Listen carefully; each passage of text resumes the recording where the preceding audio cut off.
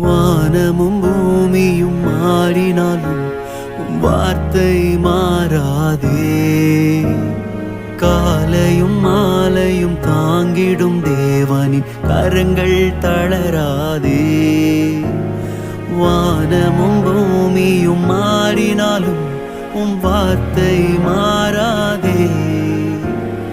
காலையும் மாலையும் தாங்கிடும் தேவனின் கரங்கள் தளராதே.